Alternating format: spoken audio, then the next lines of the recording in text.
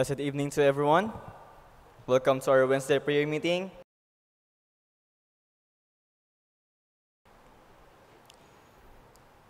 Let's pray. The Lord God, Heavenly Father, we thank you for this time, Lord. You give us an opportunity and time to come again in your church, O Lord, as we pray for our brethren who have sick, O Lord. Maraming salamat din po sa inyong guidance na ibigay sa amin all throughout this day, sa mga blessing and protection na ibigay niyo po sa amin. Naway patuloy niyo pa yung gabayan pa noon, bigyan niyo po ng knowledge and wisdom ang preacher ngayon pa noon as he preach as your word, O Lord. Naway marami po kaming malaman tungkol po sa inyo pa noon. Disalayas, in Jesus' name we pray.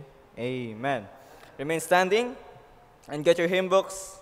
Turn to hymnal number 123. Hymnal number 123 as we sing, Tell It to Jesus. Hymnal number 123.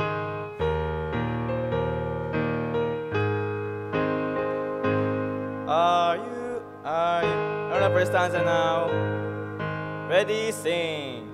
Are you weary, are you heavy-hearted? Tell it to Jesus, tell it to Jesus.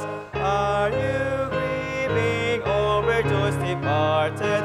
Tell it to Jesus alone. Tell it to Jesus, tell it to Jesus. He's a friend that will know. You've no other such a friend nor other. Tell it to Jesus alone. Do tears flow down to your cheeks and beat and tell it to Jesus. Tell it to Jesus. Have you seen that two men's eyes are hidden? Tell it to Jesus alone. Tell it to Jesus. Tell it to Jesus. He's a friend that will know. You've no other such a friend or other. Tell it to Jesus alone. Amen. You may be seated. So call on Pastor Solomon.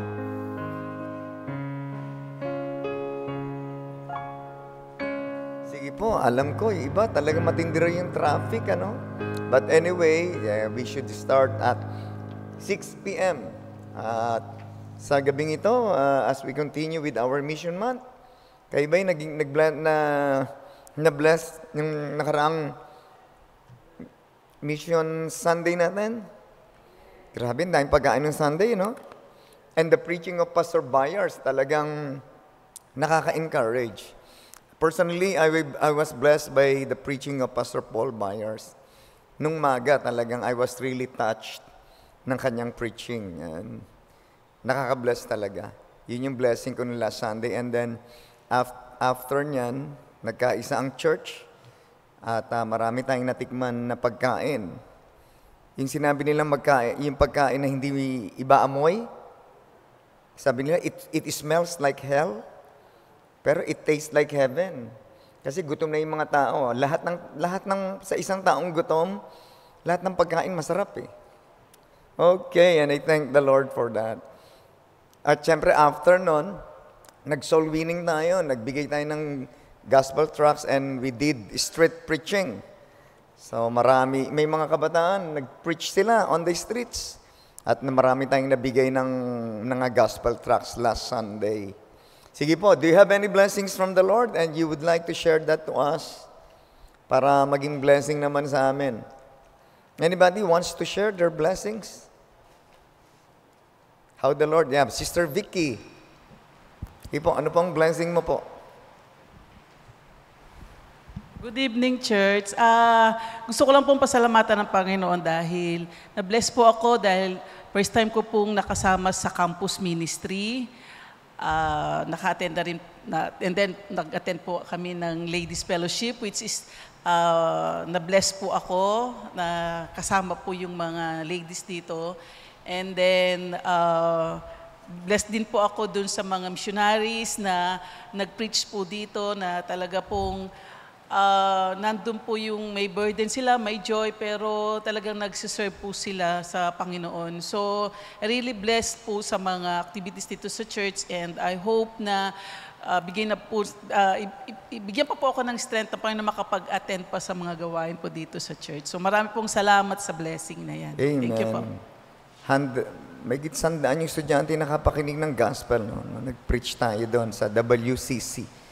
And we thank the Lord na sila inataniman ng salita ng Diyos. Amen. Sister Vicky, nice to hear from you po. At meron ba si Brother... Ayun, kala ko si Brother Moon eh. Good Sige, evening, Jared, go. good evening, Pastor Solomon, and good evening, church. I'd like to thank the Lord because as of yesterday po, I'm finished with my OJT. Wow. And clearance na lang po, which is quite far. It's in Makati. But that's easy na lang po compared to 400 hours. So I praise and thank God that He has guided me throughout the 400 hours. And I've learned a lot about the industry, and I've learned a lot about myself as well. Thank you po. Amen, Brother Jared. Tapos na sa kanyang OJT. Very good. Some other else? Meron ba? Yeah, Ma'am Grace. Good evening, church. Prayer request po, Pastor. On Sunday po, junior choir presentation na po. Pray for the 35 kids. And I think 13 sa mga kids na yon, yung ibang parents nila hindi pa nakakapunta rito sa church. Ini-invite po namin sila na makarating po sila. And pray also for the health of the kids kasi some of them may mga flu, may mga ubo, may mga sakit. I pray na maging okay na po sila Sunday and ready to present for the junior choir. Yun, this coming Sunday is the first kantata natin this year, and that will be featured by the junior choir. Mag-invite po kayo ng bisita sa hapon. Alas 3 pa rin. 4 tayo mag-i-start sa Sunday. Na-announce ba yan? Okay, so 4 o'clock ba na-announce? Sabagay, kahit na alas 3 sila dumating, ano? So 4 pala yan. Kailangan natin ng konting dilim, ano? Ganun ba? 4, para marami tayong ma-invite. Sige, go. Any more? Sister Lala. Ayan, hindi na Maria Corazon, ha?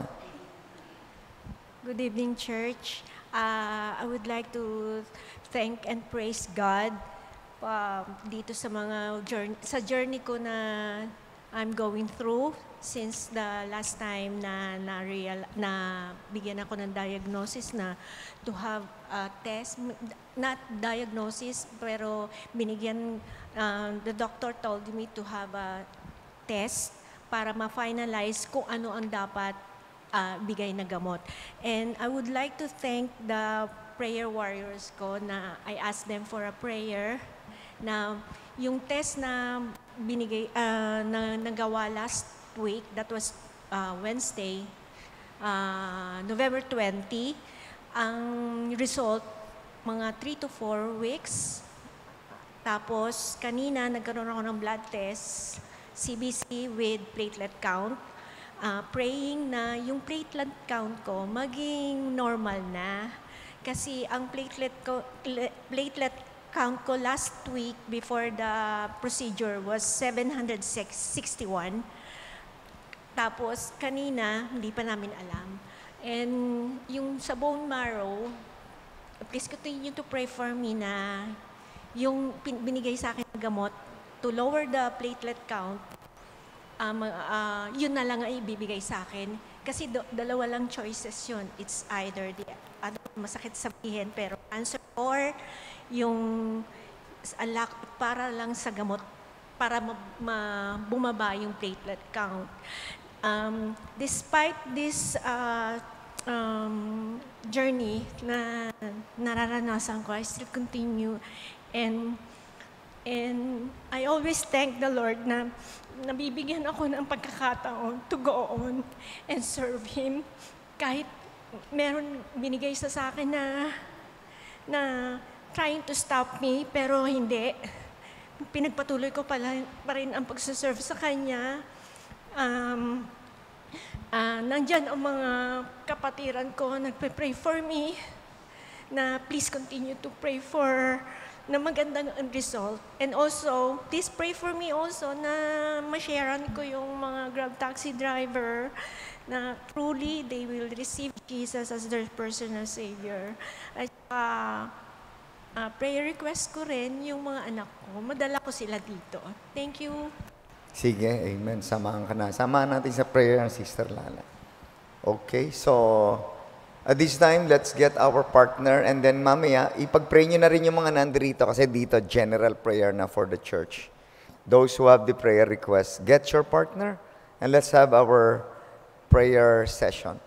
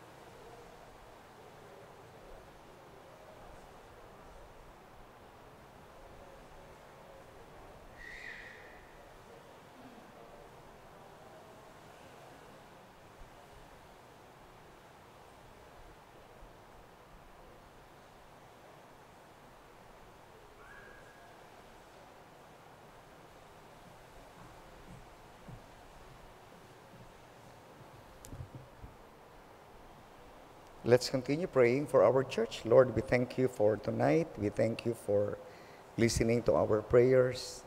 We have prayed all those people who are sick, those people who are in need, and we are praying for this, that you would provide this according to your riches and glory. Thank you, Lord, for the missions month. Thank you for the missionaries that visited the church, that you would bless their respective mission field. And we are praying that you would continually use this church to support more missionaries. And we also made commitment for our faith promise. We are praying that you would sustain us to support more than 70 missionaries, foreign and local missionaries. Those commitments that have been submitted, I pray, Lord, that you would provide this so that we can give to our faith promise giving. Thank you, Lord, for this church. You have seen the unity, the cooperation of the members during the mission month. Lord, continue to bless our church, that we are burdened to win more souls for you through our street preaching, gospel tracts distribution, and even evangelistic meetings quarterly. And this coming 3 Sundays of December, we will be having the Junior Choir Cantata, the Royal Christian Academy Cantata on the 2nd Sunday of December, and the BBC Choir Cantata on the 3rd Sunday of December. We are praying that you would use these 3 cantatas not only to sing for the Lord during this holiday season, but to show to them why Christ was born. And we believe that you're going to use these events so that our loved ones, our friends, may know thee as their Lord and personal Savior. Lord, we are praying for the success again, for the victory, and we are asking your provision upon us. Thank you, Lord, for what you are doing in our church.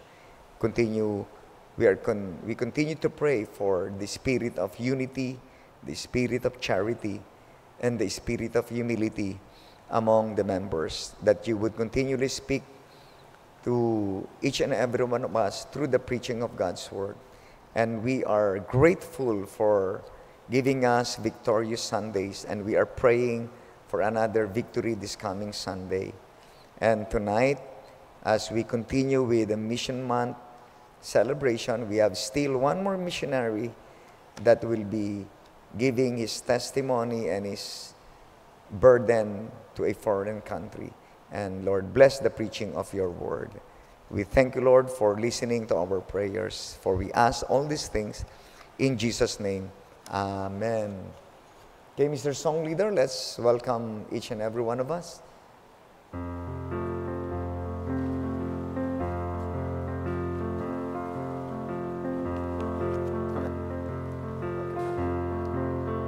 Let's all stand and let's sing our welcome song.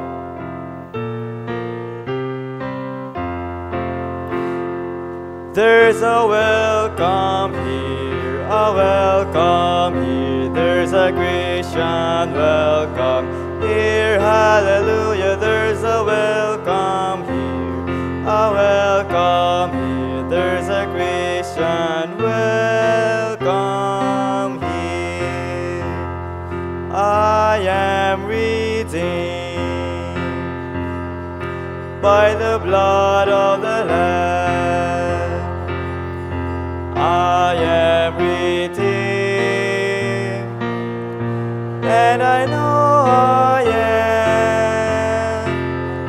I am redeemed by the blood of the Lamb, saved by grace, and I know I am. All my sins are taken away, praise the Lord.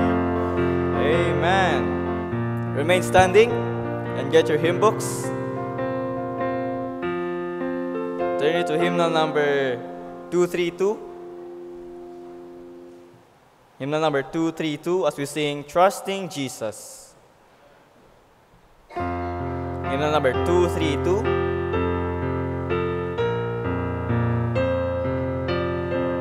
Let's sing the first and the second stanza now. Ready? Sing. Simply trusting every day, trusting through a stormy way, even when my faith is small, trusting Jesus, that is all. Trusting as the moments fly, trusting as the days go by, trusting Him whatever befall, trusting Jesus, that is all. Brightly though His Spirit shine unto His poor heart of mine, while He lives I cannot fall, trusting Jesus, that is all. Trusting as the moments fly, trusting as the days go by, trusting Him whatever befall, trusting Jesus, that is all. You may be seated as I call on Pastor Solomon.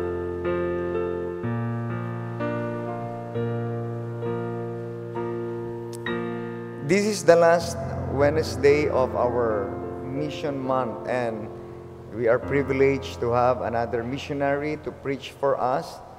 He is only 31 years old. Meron siyang isang anak na lalaki and isang asawa. Isa lang po asawa niya. He got saved at the age of 20. Okay, so the Lord called him to be a missionary to foreign land, and he will be going to Guatemala. Do you have any idea where Guatemala is? Moses? You know where Guatemala is? Just at the back of SM. Guatemala is in Central America. On the other side of the globe, you would see the American continent. Ang American continent, merong North America, merong South America. Ang North America, nandun yung Canada, USA, Mexico. Then South American countries, nandun yung Chile, nandun yung Brazil, nandun yung Peru. So, on the very center is Guatemala. That's why it is placed in Central America. And he will be bringing his family there. He came from Bible Baptist Church, Mabuhay, Mamatid. Kasi nabuhay na, napatid pa. Mabuhay, Mamatid, Kabuyaw, Laguna. Hindi ko alam yon. Basta yun, Mabuhay, Mamatid. And I believe the Lord is calling him there. And he's going to win the Guatemalan for the Lord Jesus Christ to preach for us. For tonight, Missionary Darius Obania. Come on, preach the word. Amen. Praise God po. Maraming salamat, Pastor Solomon, for this opportunity. Thank you, church, for giving me this great privilege to stand before you to minister and to share the burden and my testimony of God's calling for us to Guatemala. Once again, I'm Mark Darius Obania, together with my family, my wife, Sister Bernice, our baby boy's name, Miguel Aquila. We'll be your missionaries that will be going to Guatemala. As Pastor says, I got saved when I was 20 years old. It all started with a New Year's resolution dahil tayo po mga Pinoy, di ba? Every year and especially now, papasok ang December, meron tayong mga tinatawag na New Year's resolution, yung mga bagay na gusto mong gawin, things you want to do, things you want to accomplish, things you want to start with your life. for the coming year, isa po sa naging New Year's resolution ko is to go to a church. Back then, I know nothing about Baptist churches. Dalawa lamang po, actually tatlo lamang po ang alam ko. It's either if you're not a Catholic, you are an INC. If you are dressing like that, pag nakapalda. If pag may balo ka, ay ka, Muslim. Yun lamang po ang alam ko. I know nothing about Baptist churches. I know nothing about Christian churches. So, I remember New Year of 2012, while drinking alcohol with my friends, I told them, sabi ko, hanap tayo ng church. Dapat first Sunday of 2013, tayo ay magsimba. Habang may tama ng alak. And my friends told me, pre, lasing ka na talaga. They did not believe in me, pero one of my friend came with me that Sunday, first Sunday 2013, sumama siya sa akin, naghanap kami ng church. Naglakad-lakad kami within our subdivision, within our barangay. By the grace of God, ang una po naming nakita ay Baptist Church. Ang Bible Baptist Church of Mabuhay, Gabuyo, Laguna, under my pastor, Pastor Dominador Suhian.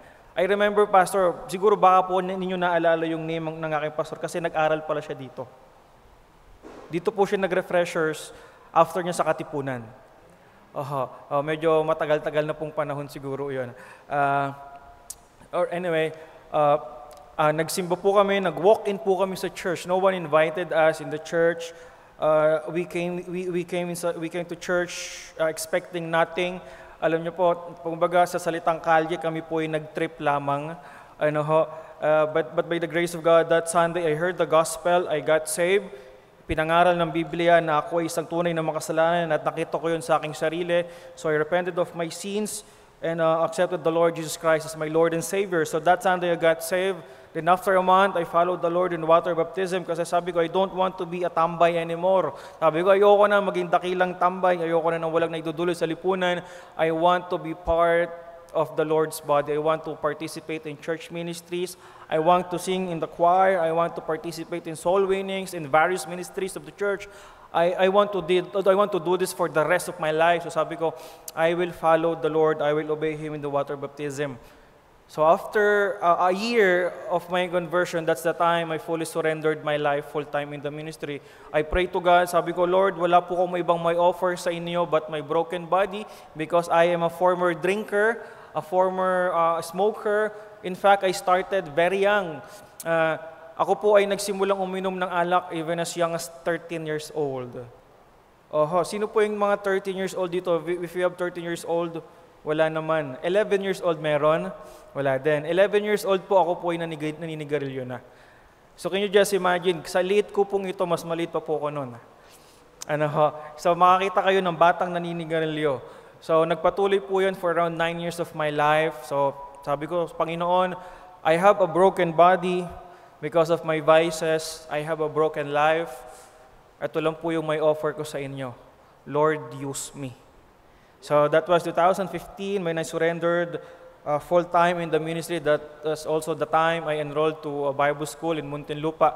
Sa labas po mga kapatid, hindi po sa loob, sa Muntinlupa, under the ministry of Pastor Jose Conwy, sa kanilang Bible school, na yun po din yung pagkakataon na na-meet ko ang aking asawa, Sister Bernice. My wife, she was a licensed physical therapist, but she also surrendered her profession, her title, to be a full-time church worker. Doon po kami nagkapanagpo sa Bible school. By the grace of God, pinagtagpo po ng Panginoon ang aming mga mata, pati po ang aming puso. Amen. Pati po ang aming panawagan.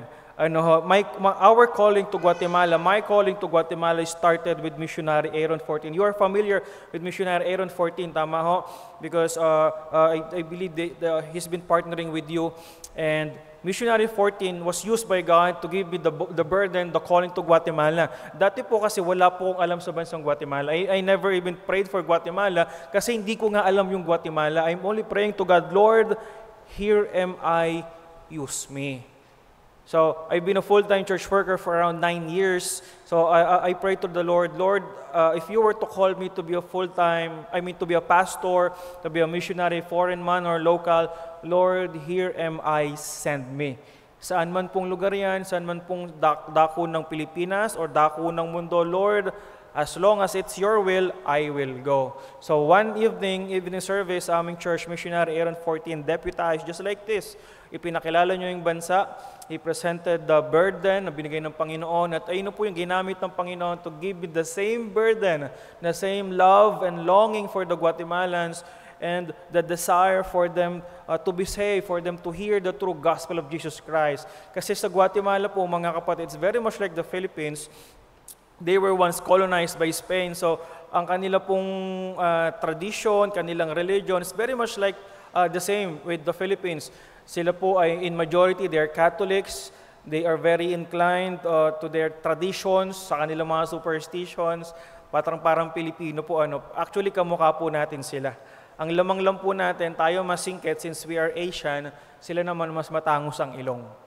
Pero same skin color, black hair, almost same in every aspects of life. Pero Guatemala, they are struggling heavily against drugs. Kasi po, ang lokasyon po ng Guatemala, baba lamang po ng Mexico. So if you can just imagine, sa Pilipinas nga lang po, sobrang available na ng pinagbabawal na gamot, mga drugs, at tayo, malayo tayo sa mga tinatawag na sources, pero ang Guatemala, just below Mexico. Can you just imagine gaano pong kadali magpasok ng droga sa Guatemala? At with that, dahil po sa drugs, ang Guatemala po ay pinamamahayan ng maraming drug lords, maraming mga drug addicts, drug pushers, and because of drugs, hindi po umuunlad ang bansang Guatemala because even their politicians, their politics is so corrupt because yung kanilang mga politiko, mismo ang mga drug lords ang naglalagay. Pinapasahod ng mga drug lords yung mga politicians. So they are untouchable. They are the law. They are the kings in Guatemala. Kaya we are praying for Guatemala and kung meron po tayong kibuloy, meron din sila. Ang pangalan po nito, Cash Luna. Pangalan pa lang pera na. Cash, literal po yun, cash. So, sino po si Cash Luna? Isa po siya sa pinakamayamang prosperity gospel preacher sa buong mundo na nagmamayari ng isa sa pinakamalaking church sa buong mundo. If you will just think about it, ang Guatemala is a third world country, pero andun po yung taong ito na sobrang yaman, sobrang laki ng kanyang gawain, pero nakakalungkot kasi wala namang maliligtas at naliligtas sa kanyang ministry. Because he is preaching a false Christ, a false gospel, a false truth from the Bible. Ang tanging ginagawa niya lang, kinukuha yung pera ng mga tao. Yung mga tao naniniwala sa kanya, believing and hoping that they might obtain eternal life, pero wala silang matatanggap na buhay na walang hanggan. And Guatemala po, mga kapatid, is nakakalungkot because of extreme poverty. May mga pamilya na kung meron silang anak na babae, sobrang talamak po ng prostitution. Why? Mismong magulang yung maghahanap ng tourist o kung sino man na magiging customer ng kanilang babaeng anak at ipapagamit nila mismo yung kanilang tahanan just for money. Ganun po lugmok ang kalagayan sa Guatemala. So please do pray for Guatemala, pray for their receptive hearts, and we are praying to launch to our mission field by next year, if God is willing. Please do pray for us, for our preparation, our language study, our expenses. We believe God will provide everything. And we are, more importantly, praying for more laborers. We need more laborers. Please, if God is calling you to be a missionary, if you're praying for a place, consider Central America. Central and South America. We need more laborers out there. So we have a short video presentation that will tell us more about the country.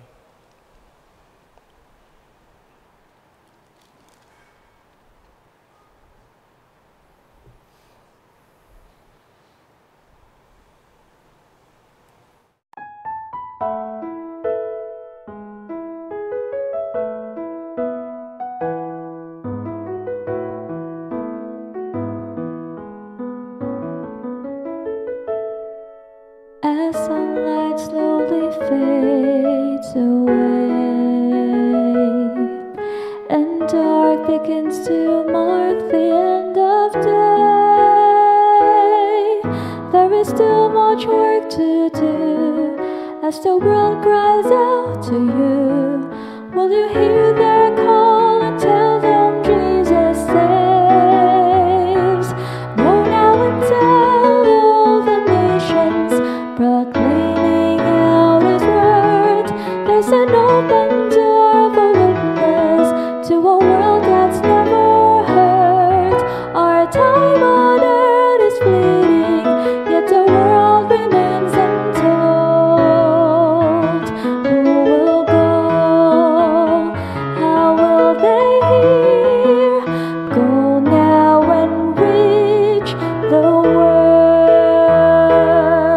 Paano yung mga kaluluwa na hindi pa nakakarinig ng kaligtasan?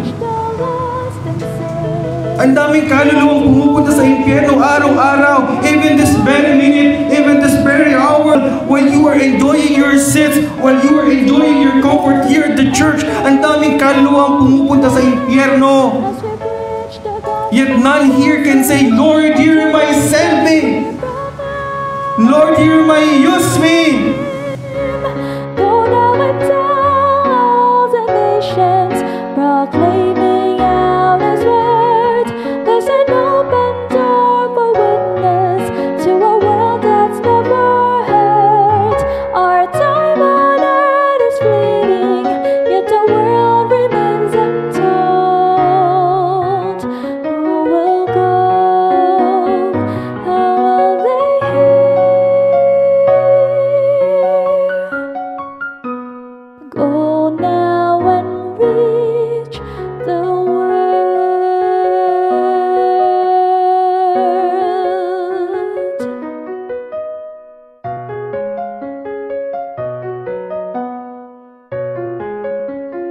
Reach the world.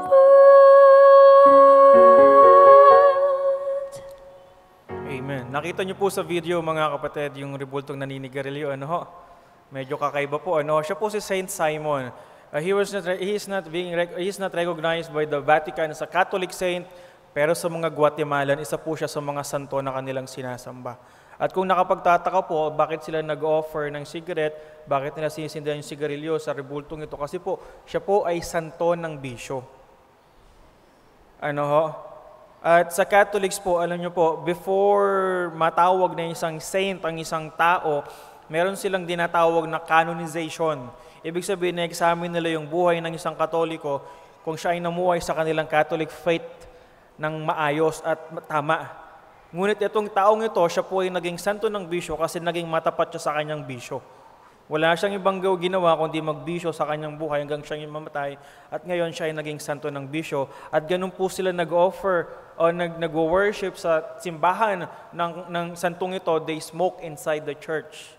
They light up a cigarette dun sa mismong rebulto, sinasaksak nila dun sa bibig, and they're praying, they're smoking with it. Mga kapatid, ganun po sila kabulag. Ganun po sila kabulag sa katotohanan. Pagbalik rin po natin ang mundo, alam po natin pag sinabing bisyo, mali. Pero sa mga Guatemalan, meron silang santo para sa bisyo.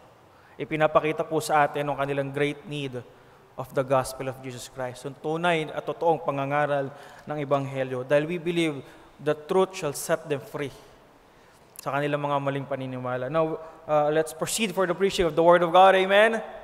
May you please open your Bible sa Matthew chapter 9. If we can still stand, we will just read 2 verses, a very common passage when we talk about missions.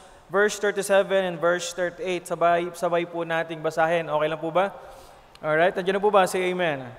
Matthew chapter 9, verse 37. Ready, read. Then said he unto his disciples, The harvest truly is plenteous, but the laborers are few. Pray therefore the Lord of the harvest that He will send forth laborers into His harvest. The title of our message this evening is The God of Missions. The God of Missions. Let's pray. Heavenly Father, Lord, once again we praise You and thank You for this wonderful evening that You have given us. Thank You, Lord, for the privilege of prayer. Thank You, Lord, for the freedom that we can enjoy. We can freely uplift our worship even we study Thy Word without restriction. Dalangin po namin, Panginoon, na sa aming kalagitnaan, wala pong ibang maitaas, kundi ang pangalan lamang ng Panginoong Hesus. At alisin Niyo po, waksiin Niyo po yung mga gawa ng kalaban na sa ganun ang aming atensyon, ang aming focus ay 100% patungkol sa Inyong salita. Salamat, Panginoon, ipatawad Niyo po sa aming mga pagkakasala. In Jesus' name we pray. Amen. May we all please be seated. The God of Missions. Mga kapatid, I want to emphasize in this passage, pray ye therefore the Lord of the harvest. The Lord of the harvest. The God of missions. You know, mga kapatid, every mission story sa Bible, starting from the Old Testament, every mission story begins with God. Amen? God called Abraham, God told Jonah, God called Paul. Lahat po ng mission trip, lahat ng mission story started with God. And we believe the God of vision, the God that we are serving, the God who saved us, and the one who called us into the ministry, ayun din po yung Diyos na nagpapadala din ng mga missionary sa iba't ibang bansa, at ayun din po yung Diyos ng ating mga simbahan. The God of mission. Sa Bible school, meron po tayong tinatawag na theology. Alright? Or the doctrine of God. When we study the doctrine of God, inaral po natin not only the names, not only its characteristic, but we study the attributes of God. With our lesson, with our message this evening, I just want to summarize the attributes of God for missions. Within the context of missions. Alright? Unang-una, we can see here, 2 Corinthians, please do open your Bible, 2 Corinthians chapter 9, verse 8. 2 Corinthians chapter 9, verse 8, the Bible says, and God is able. God is able to make all grace abound toward you, that ye, always having all sufficiency in all things, may abound to every good work. Number one, God is able. Amen? Hindi po ba kayo nagpapasalamat sa gabing ito ng ating Diyos? God is able. Amen? As I read about your prayer request, nabasa ko yung iba't ibang uri ng karamdaman at nakita ko parang ang daming may karamdaman. But let me tell you, God is able. Amen? Unang-una natin makikita, we can see God is all-powerful. God is omnipotent. It means simply, He can.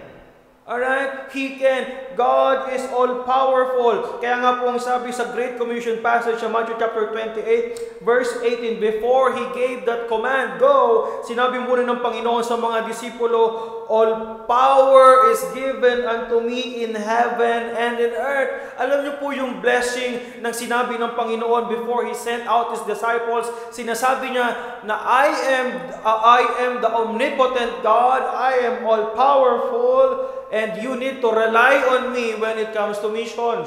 And I am sending you to these places, I am sending you to go and commanding you to go. But let me tell you, I am able.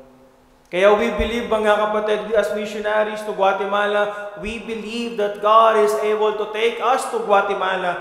Hindi po kami pupunta ng Guatemala not because we can, not because we are able, but we believe and we have faith that God is able because God is all-powerful. When we share the gospel, mga kapatid, this is one thing we need to realize, that it is the power of God that saves souls, not us.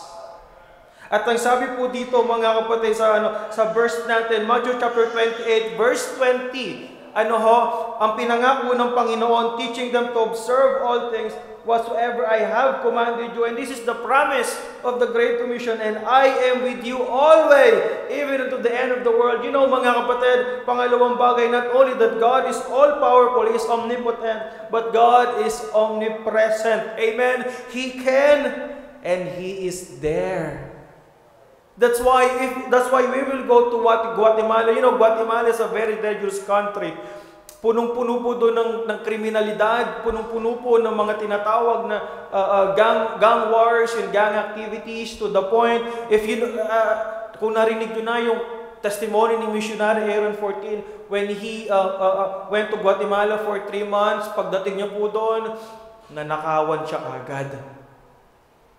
Yung baon niyang $1,000, pagdukot niya sa kanyang bag, 200 na lang, barya-barya.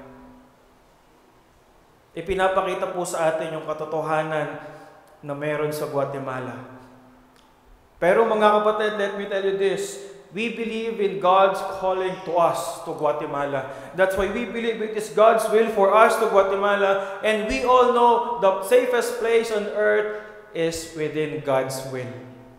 Dangerous man po sa aming pupuntahang bansa, but we believe that is the safest place for my family, for my 1-year-old baby to grow, because we know ayun po yung kalooban sa amin ng Diyos. That is the safest place for us because we know God is there and God is already there. You know, the blessing of omnipresence is not that hindi lamang ang Diyos ay nasa lahat ng lugar. Ano, it's not just a matter of space, but it's also a matter of time from past, present to future. God is already there. He was, He is, and He is to come. He is all present, and this is two things that we need to understand when we comes to the Great Commission. The power and the presence of God. Ayan po, whenever you share the gospel, whenever you reach out a soul, it is always by the power of God na yung kaluluwa ay maliligtas. It is always by the power of God na makakapangaral ka ng Ebanghelyo. Alam niyo po mga kapatid, sa totohanan lamang po, wala naman pong may kaya. Wala pong magaling sa ministry. Wala po sa galing natin yan. Ayun po ay nasa gawa ng banal na Espiritu. Nasa kalakas, nasa kapangyarihan po yan ng Diyos. And of course, the presence of God. Ano man po yung inyong puntahang lugar. Pumasok ko man sa isang iskinitang mukhang delikado. Kung yung tao man ay mukhang kriminal. Let me tell you this. God is with you.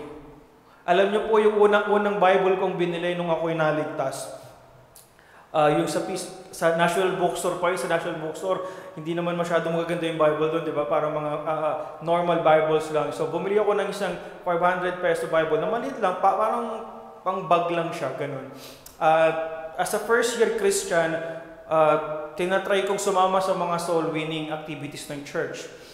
And bilang isang bagong Kristiyano, bilang isang mahiyain po ako, hindi lamang po halata. Dati po akong mahiyain, ngayon medyo makapal na po yung mukha. Parang kailangan po ata yun eh.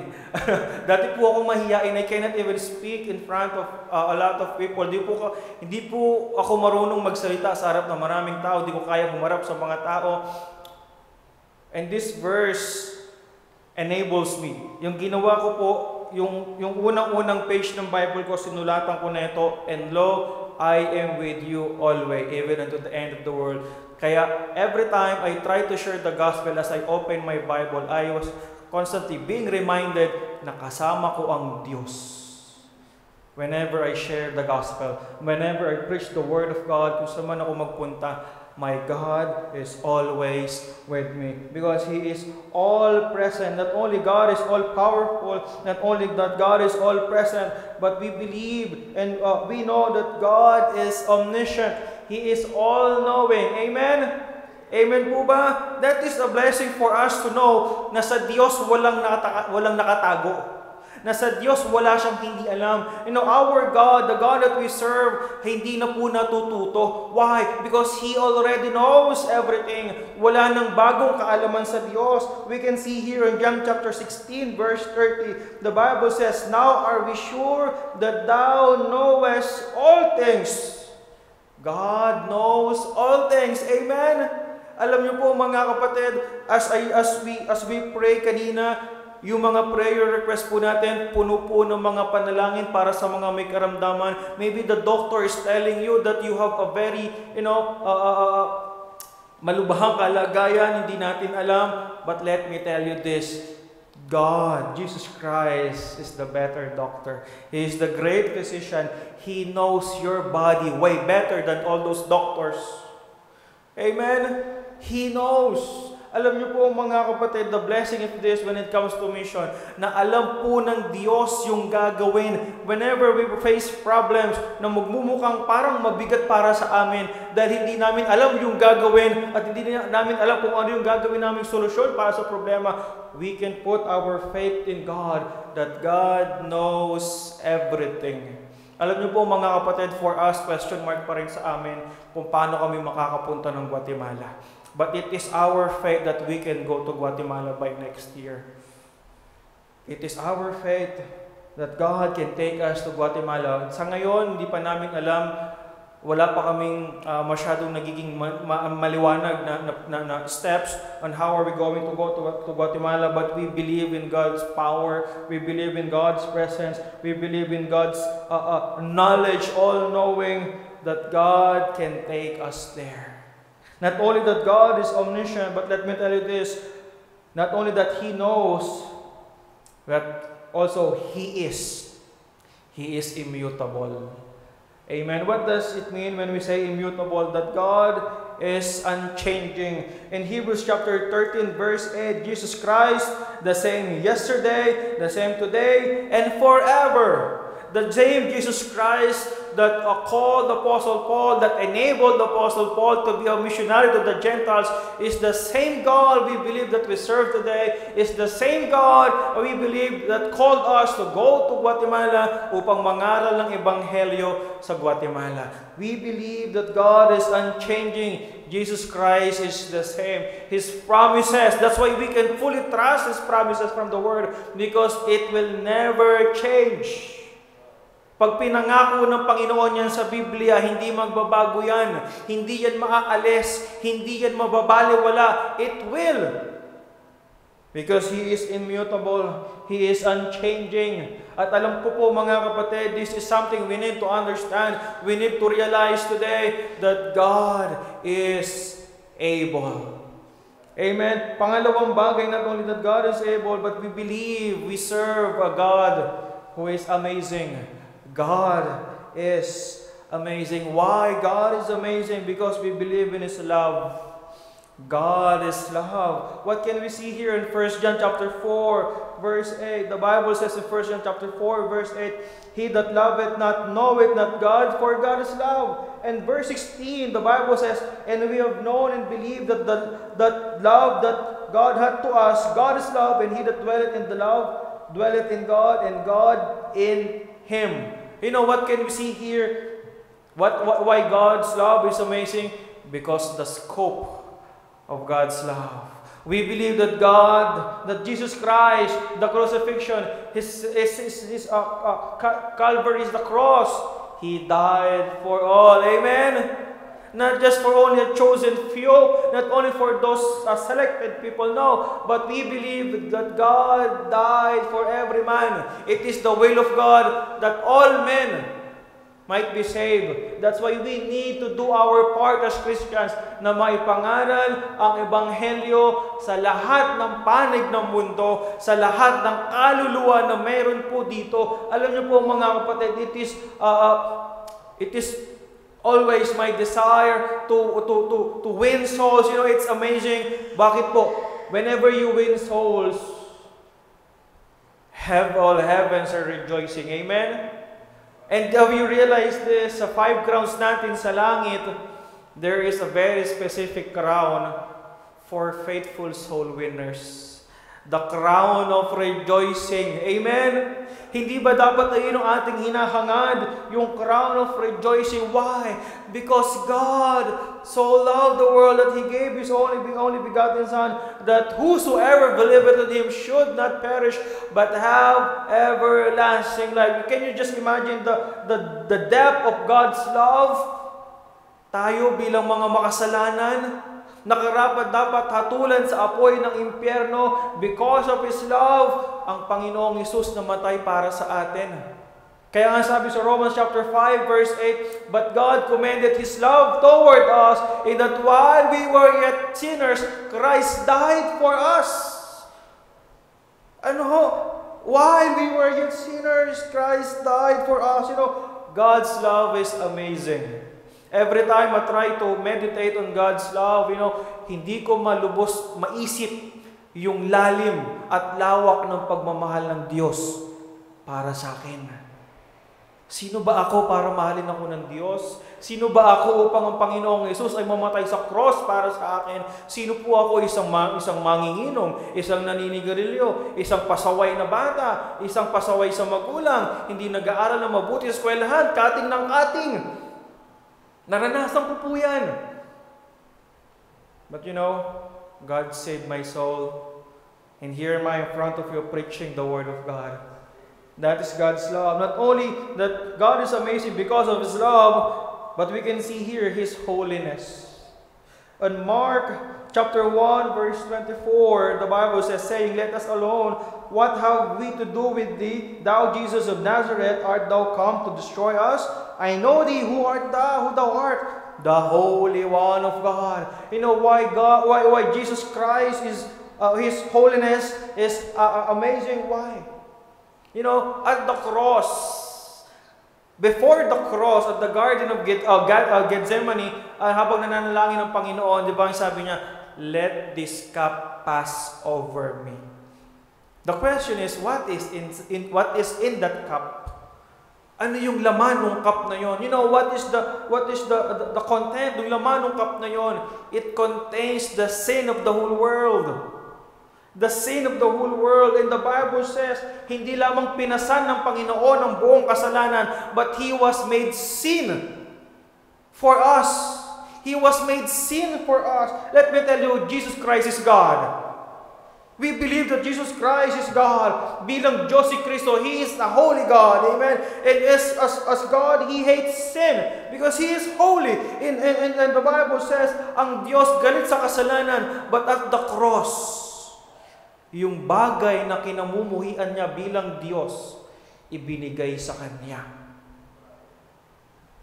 Ibinigay sa Kanya. Kaya ang sabi ng Panginoon at the cross sa Kanyang Diyos Ama, Lord, why hast thou forsaken me? Why? Kasi nasa Kanya yung kasalanan ng buong mundo. Not just from the past, not just from the present, but also from the future. That is the whole sins. Kung ganong, kung titignan ko lang, kung magbibilang po ako ng kasalanan, alam niyo po, kung may pera lang sa kasalanan, ako'y milyonaryo na. Kung tayo ay magbibilang ng kasalanan sa ating mga buhay, with our past life, even today, alam niyo po, tayo ay umaani ng limpak-limpak na kasalanan. Ilang milyon, ilang bilyon ang tao sa buong mundo. 8 billion. Imagine all those sins. Ipapataw, i-impute sa Panginoon. Yet, God is still holy. Amen? In Him there is no sin. He is the Holy One of God. Not only His scope, but of His sanctity. Pangatlo, His grace and mercy. You know what is the meaning of mercy and grace? We will talk about the suffering and shame. When we say grace, as the Bible says, as definition says, grace means unmerited favor from God. Tama? Ibig sabihin, pag sinabi natin grace, God is giving you something that you do not deserve. God has given you something na hindi siya karapat-dapat sa'yo. And that is Jesus Christ. That is the promise of eternal life. That is our salvation. That is the promise of heaven. We do not deserve. Ayun po yung grace. And know what is the meaning of mercy? Sa Tagalog, awa. You know what is the meaning of mercy? If grace means God is giving you something you deserve, mercy means God is taking away from you something that you deserve. And what do we deserve as sinners? We deserve death and hell. We deserve a hellfire. We deserve the wrath of God. But because of the mercy of God, kinuha niya yan sa atin. Isn't God amazing? With His mercy and grace, kinuha niya sa atin yung apoy ng impyerno. You know what is the penalty of sin? The wages of sin is death. That's why He died on the cross for us. That is mercy and grace. And what makes it more amazing? It is offered for all. It is even offered even for those soldiers, those very soldiers who crucified Jesus Christ. Kaya nga sabi ng isang sundalo tunay nga na siya ay anak ng Diyos. Jesus Christ died for him. That is mercy and grace. Pangatlong bagay, not only that God is able, not only that God is amazing. Number 3, God is above all. Amen. As the Bible says in Colossians chapter 1 verse 18, and He is the head of the body, the church, who is the beginning, the firstborn from the dead, that in all things He might have the preeminence. When we say preeminence, yung Diyos ang nabibigyan ng papuri, yung Diyos, pangalan niya lamang ang naitataas, because God is above all. And let me tell you this, the outcome, the final result of our life as a Christian should be the glory of God. Amen? Why are we doing missions? For the glory of God. Why are we striving in the ministry? Bakit ka nagpapakahirap maglingkod? Ba't ka nagsusumikap maglingkod sa church? Pwede ka naman magtrabaho na lamang sa labas at magpayaman na magpayaman. Yet, you have surrendered your life here in the church. Why? For the glory of God. Amen. We can see here when we say God is above all, we can see that God is sovereign. Amen. Pag sinabi po natin sovereign, God is in absolute control. He is the highest authority. Ibig sabihin, no matter how chaotic it might look, God is still in control. Nakwento ko po kay Pastor, as we prayed kanina, yung misis ko 3 beses na operahan. Just last year, can you just imagine, 3 times sa isang parte ng katawan sa abdomen. 3 times po siyang biniak. First, yung kanyang operation, that was July. I remember, kalagitnaan ng taon yon. Ang naging nangyari sa kanya, nagkaroon siya ng extreme pain sa abdomen. Hindi maipaliwanag kung bakit sumasakit yung kanyang tiyan. So nagpa-CT scan kami, nagpa-check up kami, lahat ng laboratory. Nakita ng mga doktor na yung lahat ng organs niya sa kanyang abdomen puno ng nana. Puno po ng nana. Infected lahat. So they have no choice. Kailangan pong maoperahan ng aking misis as soon as possible. Kailangan linisin lahat ng mga nanang yon. At sa katotohanan po niya, sa sobrang dami ng nana, yung appendix niya, kusa nang nalaglag. Di ba usually pinuputol po iyon? Sa kanya, kusa nang nalaglag.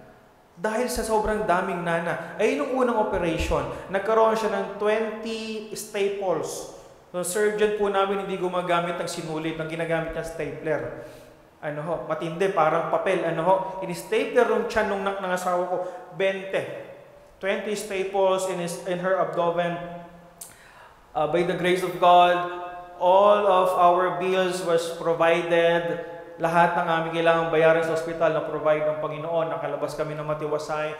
Nag-recover siya ng maayos. After 5 months, that was November. Tama ba? November ba yun? Tama. November, ang misis ko siya ay nabuntis for the second time. Of course, it is our joy na malaman na magkakaroon kami ng second child.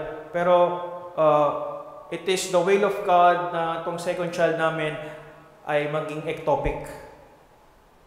Ibig sabihin, wala siya sa loob ng mattress, siya ay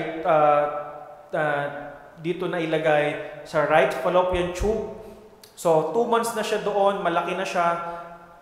Sabi ng doktor, kailangan na siyang tanggalin kasi magiging fatal na. Not only for the fetus, for the baby, but of course, for my wife. So, for the second time, Desperas ng Pasko. Desperas. 24. Kailangan niyang i-CS, undergo ng CS operation. So, CNS na siya, by the grace of God, provided ulit lahat ng bills. Then, exactly just 7 days. 7 days. Sumakit na naman ng sobra yung tiyan ng aking misis. So, question na sa akin, Lord, ano ba itong nangyayari sa amin? Bakit pa ulit-ulit? Have we done something wrong? So, talagang nag-pray, lahat na ng kasalanan naisip namin, talagang binuhos na namin lahat sa Panginoon. Lord, what is happening? After just 7 days, wala akong naging choice, isinugod ko yung misis ko sa ospital kasi talagang hindi niya nakaya, gusto niya nang mamatay. Sabi niya, ayoko na, hindi ko na kaya.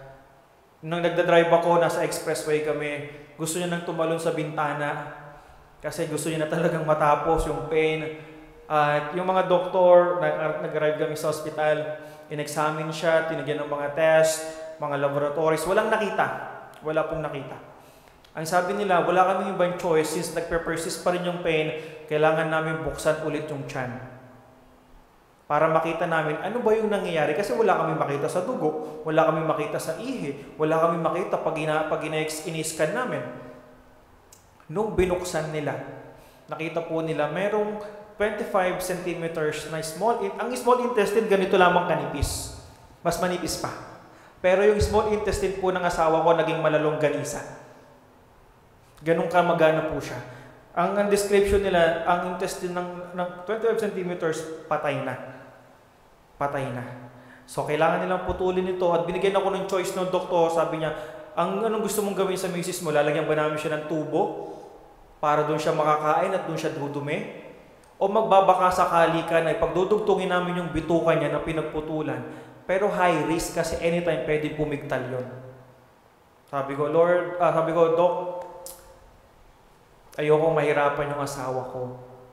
For how many months na may tubo siya? And probably she will regret na nagkaroon siya ng tubo. So I will have faith, pagdugtungin nyo na lang. So pinagdugtong, by the grace of God, I remember that was January 1. No, December, yung New Year mismo po, yung habang nagpuputukan po, ang misis ko pinasok sa loob ng OR. Doon po kami nag-New Year, doon din siya nag-birthday, January 5. Titignan niyo po, bakit gano'n? Sabi ko, Lord, ano bang nangyayari sa amin? Parang ang gulo-gulo na, hindi ko na alam ang iisipin ko. Dadalhin niyo pa ba kami sa Guatemala? One thing na natutunan ko sa Panginoon, God is in control. Nanampalataya ko, Lord, I know that you will take us to Guatemala. Hindi lamang ako yung tinawag mo din yung asawa ko. At alam ko, hindi yan mamamatay sa sakit na yan. She will still go with me, come with me to Guatemala. And by the grace of God, ang asawa ko po ngayon maayos. Kailangan na lang alam pong alagaan kasi hindi siya pwedeng masyadong mapagod. Amen. God is in control. Not only He's sovereign, but number 2, He is eternal.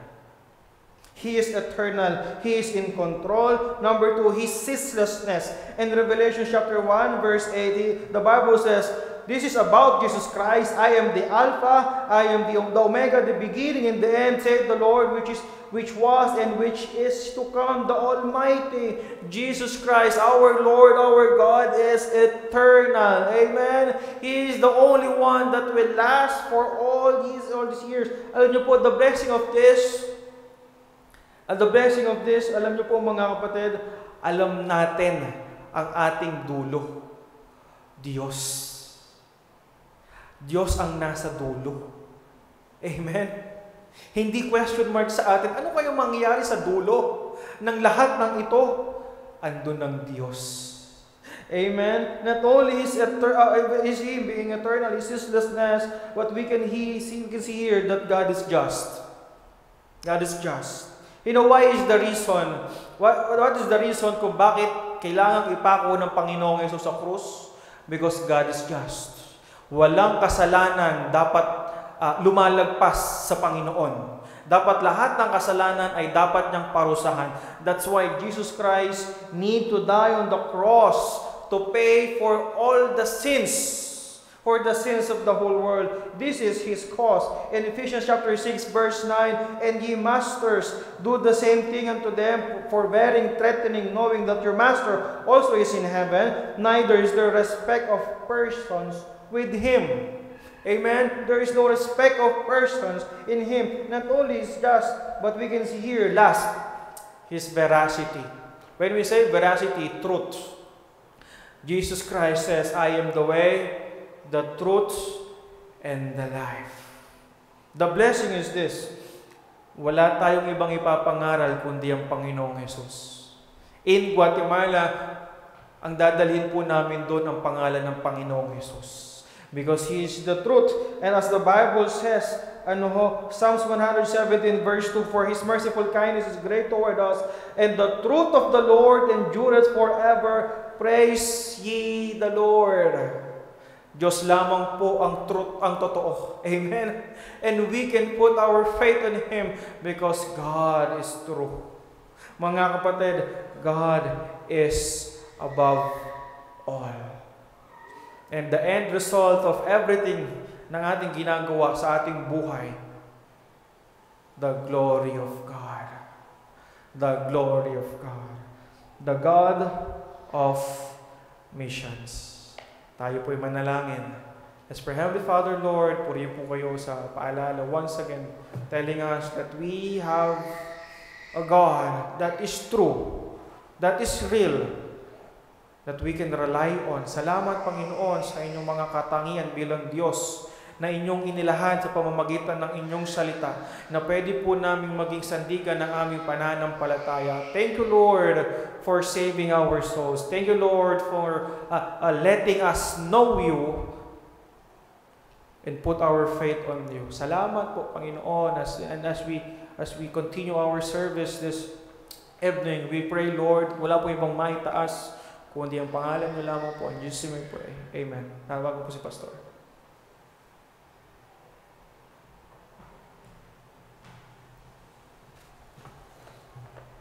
Amen, Missionary Obiana. Of course, ang tindi rin ng pagsubok niya, dinaanan niya, no? His wife was operated 3 times. Wow, I could not imagine that. After nung first operation, 5 months, and after the second operation, 7 days lang. Wow. Wow, sometimes you cannot explain what's happening to a missionary if they wanted to go to the mission despite trials. Did you decide to continue the mission though you experienced trials, sir? Amen. O nag-stop ka na, mag-quit ka na. Ganun talaga pag mag-mission ka, there are things that you don't understand. But that's just like what the Bible says, God is in control. Always remember that, missionary Darius. Meron kami para sa iyo. We appreciate you and we would like to give this to you. We will not send you empty-handed. Palakpakan naman natin, missionary to Guatemala.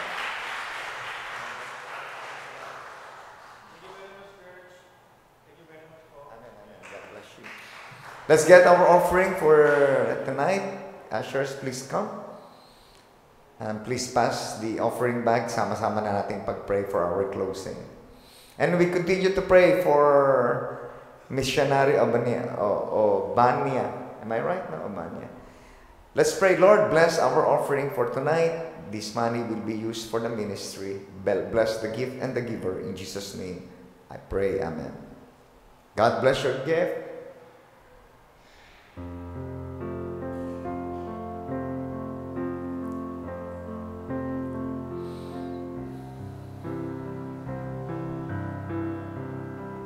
This coming Sunday, mag-invite po kayo ng bisita for our first cantata. And ang cantata natin, announce ko, no, it's not 3 o'clock. Kasi yung 3 cantata, I heard, they will be having it at 4 p.m. Cantata lang yan, cantata. Pero the rest, after the cantata, we will resume our service at 3 p.m. Am I right? Tama ba ako? Lahat ng cantata, 4 o'clock eh.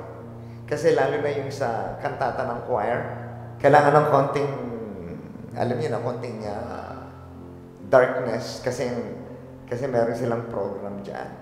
Okay, let us all stand up.